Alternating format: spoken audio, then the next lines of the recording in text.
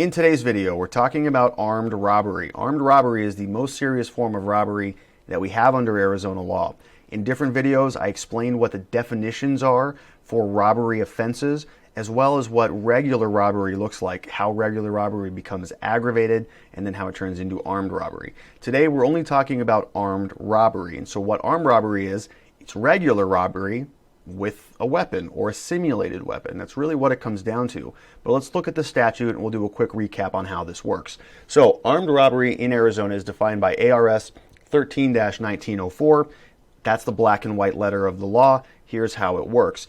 It's taking all of the elements of regular robbery, so it's incorporating robbery under 13-1902 and saying we're going to add these additional elements and make it armed robbery. So regular robbery is taking the property of another person from their person, threatening the use of force with the intent to coerce that person to give over that property or to prevent them from fighting back, from retaining control of their property. You're coercing them or preventing them from retaining that property. Those are the elements of robbery. It becomes armed robbery when you take all of those elements and then in the course of committing the robbery, whether it's the person who's actually doing the robbery or it's an accomplice who's there aiding the individuals. If you're in the course of the robbery and you are armed with a deadly weapon or a simulated deadly weapon, that's enough to turn a regular robbery into an armed robbery. And there's a big difference between the two, as we'll see. So here you can see here, whether it's a deadly weapon, and that's defined elsewhere in the statutes, or it's a simulated deadly weapon. So it doesn't even have to actually be a functioning weapon.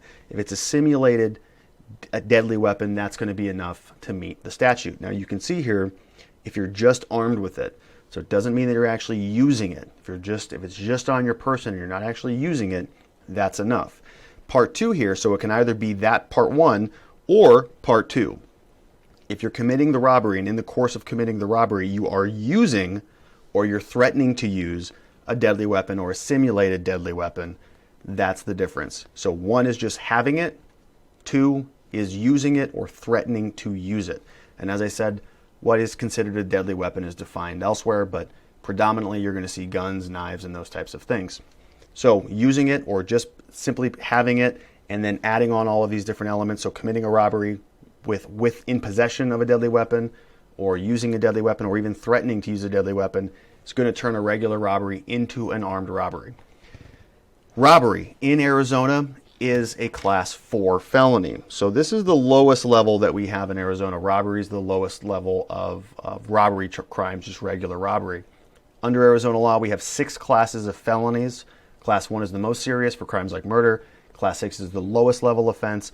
Class 4 is kind of right there in the middle. If it becomes aggravated, I talked about this in another video where there's an accomplice or there's somebody else who's involved in the robbery, that makes it a class 3 felony. So aggravated turns it into a class 3. So it goes from a class 4 to a class 3. If it's armed, whether it's a real weapon or not, whether the weapon is used or not, if it's a simulated weapon and it's just in your possession, turns regular robbery into a class 2 felony. Class 2 is the only one. It's basically the highest felony that we have in Arizona aside from the murder crimes. There's really nothing else that's a class 1. So this is the highest level felony that we have. Extremely, extremely serious charge.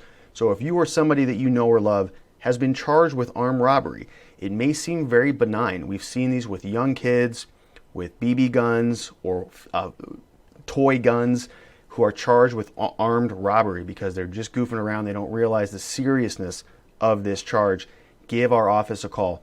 This is something that you cannot play around with.